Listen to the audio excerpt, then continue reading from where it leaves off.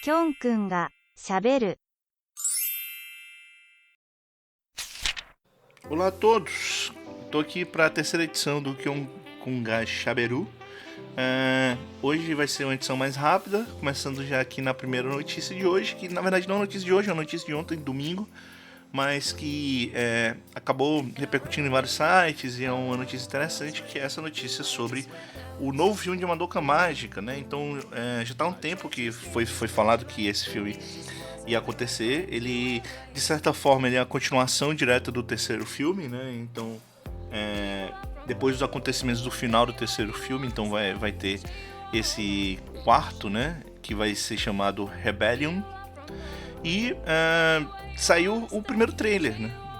Inclusive, muito bom o trailer. O trailer é muito interessante. Para quem conhece a série, né, de animação Mahou Shoujo Madoka Mágica, você vê vários elementos muito interessantes sendo abordados nesse trailer, né? Então, o novo filme vai se chamar Pela Magia Madoka Mágica The Movie Walpurgisnacht Rising, que é a continuação do Rebellion, que é o terceiro, né? Só me corrigindo. E, bem, o filme promete muito, apesar das últimas coisas que teve com Madoka Mágica, spin-offs, né, da obra original, não ter tido tanto, como é que eu posso dizer, não foram tão bem recebidos. Eu acredito também que não foi tão legal assim o Madoka Mágica, Magia Record de Madoka Mágica, né, que foi a outra série de animação. E tem outras obras de Madoka, mas a série original ela continua sendo uma excelente obra. Eu recomendo demais. Eu me lembro que na época eu cheguei a comentar episódio a episódio lá no Anime Portfólio, no meu antigo blog. Os textos ainda estão aí, né, pra quem quiser ver. Inclusive, alguns textos bastante emotivos. Tem episódio 8 que eu na época eu detestei.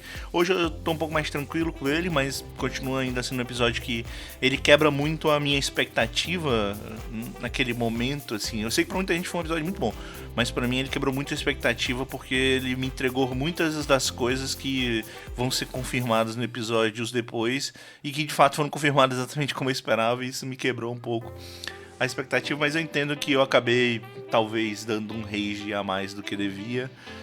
Tanto que os episódios seguintes, episódio 9 e 10, são os meus episódios preferidos de Madoka até hoje. Assim, o 10 é de longe um dos meus episódios de anime preferidos de todos os tempos. Mas enfim, recomendo bastante para quem não conhece muito do gênero Mahou Shoujo. Madoka é meio que uma subversão do gênero, mas ainda com muitos elementos de Mahou Shoujos clássicos.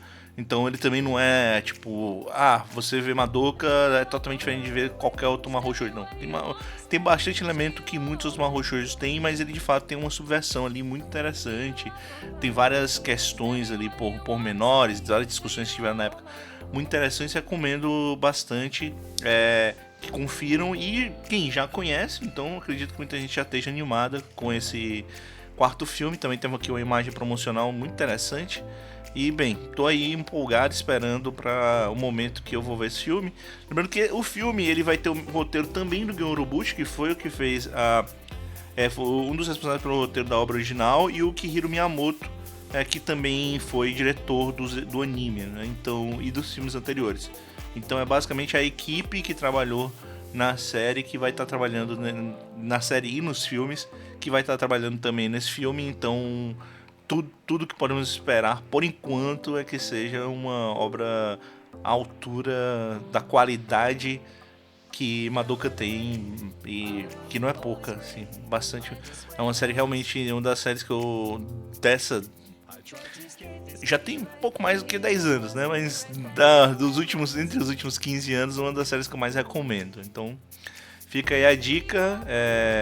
E pra quem conhece a obra, dá uma olhada no trailer que tá muito legal. Então, essa é a primeira notícia. Vamos pra segunda notícia. Notícia triste, muito triste, porque faleceu o Boichi, né? O Boichi Terazawa, que é um dos grandes mangakas dos últimos 60 anos, vamos dizer assim, 50, 60 anos.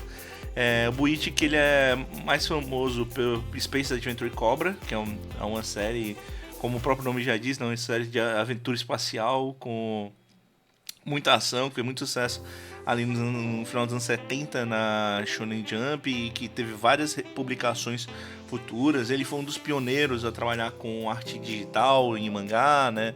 Ele trabalhou em 85 no Black Knight Betty, que tem essa arte. Ele trabalhou uma obra também bastante famosa com coloração digital, Takeru, em 92. Ele tem várias obras que... Assim, ele não tem um grande leque de obras, mas as obras que ele tem, principalmente as continuações das obras dele, também todas repercutiram muito durante todo esse período da carreira dele. E quase todos os mangás dele viraram anime. Então ele tem bastante coisa. Vale ressaltar que ele trabalhou com o Tezuka na época da Tezuka, da Tezuka Pro, né, na Tezuka Production. Foi o segundo estúdio de animação do Tezuka. E que até hoje o Tezuka Productions ele é um estúdio que tá aí, né, fazendo coisa. Ele trabalhou na época lá em 1970, antes mesmo de lançar a Cobra. E ele recebeu até prêmios como ilustração e outras coisas. Então ele é um cara que ele tá na indústria há bastante tempo. Ele acabou sendo contemporâneo de alguns grandes mangakas dessa década. E tem um trabalho fantástico assim para quem curte obras, principalmente essas obras de aventura espacial. Então é uma pena, mas só repercutindo aqui, né? Então ele faleceu com 68 anos, né? Relativamente novo, né? Bastante mangaka, infelizmente, que falece novo, né? O próprio Tezuka, ele tinha 60 quando faleceu. Eu falo muito do Tezuka porque o Tezuka ele é meio que o grande nome dos mangás.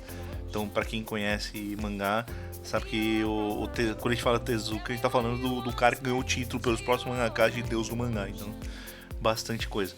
Mas enfim, o Buichi infelizmente faleceu com 68 anos, dia 8 de setembro. Então, há 3 dias atrás, infelizmente. Ele já tinha repercutido que ele tinha um tumor no cérebro. Ele falou disso em 2003, embora o tumor tenha sido descoberto em 98. Ainda assim, ele trabalhou durante muito tempo. Inclusive, teve uma cirurgia que ele fez que acabou gerando uma paralisia parcial no corpo. E mesmo assim, ele trabalhou em mangás e tal. Ele era muito fã do trabalho e gostava bastante de fazer. Também tem uma questão um pouco da indústria de mangá, ter alguns probleminhas com isso. Mas não foi... Nesse caso do Buichi foi mais tranquilo nesse aspecto de não ser uma exploração geral. Era mais uma vontade do próprio autor, que gostava muito de trabalhar com as suas obras. Ele publicou o último mangá da franquia Cobra, acabou sendo publicado em 2020. E, bem, fica a notícia triste, fica os nossos pêsames aos familiares, amigos, todos os fãs. E fica aí a celebração, de certa forma, a obra desse grande autor, desse grande quadrinista que foi o Buichi Terasawa. Então, é isso. E hoje essas são as únicas 2 notícias, então vamos para a indicação. A indicação dessa vez hoje um outro blog meu, eu não tive tanto tempo para elaborar, então acabei jogando no fácil, né? Então, a minha indicação hoje é para os textos da coluna Animangamania, que era uma coluna que eu fazia para um blog parceiro que me convidou na época, que foi o blog Aisuru, que posteriormente mudou de nome para Sweet Japan, e hoje o blog meu que está descontinuado. Até tem um link do Sweet Japan com alguns textos, mas não o das minhas colunas. Mas tinha essa coluna que saía toda semana e saiu por algum tempo, na verdade não são tantas edições, mas que eu acabei resgatando os textos e republicando lá no Iopinando. E eu acabei até fazendo um texto a mais, que é a edição 7 do Animangamania. São 7 edições, 6 que foram publicadas lá no Aisuru e a 7ª. Que essa 7ª foi meio com uma homenagem para um autor que hoje em dia eu já não tenho meus problemas muito grandes com ele. Mas, enfim, tá lá, tá historicamente lá. Que é muito ligado a falar sobre obras de samurai, sobre Samurai X. Embora que hoje eu tenha alguns problemas com o autor de Samurai X, por causa de todo o caso que teve sobre o autor. Fica aí a sugestão, talvez, de descobrir um pouco mais sobre isso por vocês mesmos. Mas enfim, cada edição do Animangamania, eu vou abrir aqui a edição 1, Mas eu estou sugerindo o texto para vocês darem uma olhada. Todas são textos relativamente curtos. E geralmente a edição ela funcionava da seguinte forma, né? Eu falava um pouco sobre alguma temática, por exemplo, no Animanga Mania eu falava sobre temporadas de anime, que hoje em dia já mudou até bastante, mas ainda falo sobre as temporadas, né? Explicando como é que funcionava a versão de temporada. Na época da obra, como é que era muito a padronização de ter muitos mais animes durante primavera e outono e menos no inverno e verão. Hoje em dia, quase que todas as temporadas têm uma quantidade muito grande de animes, não dá muito pra expressar isso, apesar de que ainda os animes mais badalados costumam sair mais na primavera e outono. Mas enfim, falo um pouco sobre isso. Aí eu sempre indicava um autor de mangá, no caso da primeira edição, o Osamu Dezaki, produtor de mangá ou de anime. O Dezaki foi um cara que trabalhou com bastante coisa, inclusive Cobra, uma animação baseada no mangá do Bleach. E tem a indicação de um anime de um mangá. Então, basicamente todas as colunas são assim, fica aí a dica, quem quiser dar uma olhada. Texto lá no Opinando, Animanga Mania. Espero que vocês curtam. São 6 textos bem interessantes. Se vocês conhecerem alguns autores, algumas obras desses autores, alguns mangás, algumas outras indicações, algumas temáticas sobre, que eu podia explorar ali. Quem sabe um dia eu volte com essa coluna, mas por enquanto ainda não tem essa menção. Eu até queria voltar na época que eu repostei no Opinando, mas devido a acontecimentos do seu tempo, não foi possível continuar muito além da edição 7. Mas é isso, pessoal. Então hoje eu fico por aqui. Amanhã tem mais Kyokunga Shaberu. E é isso. Tchau.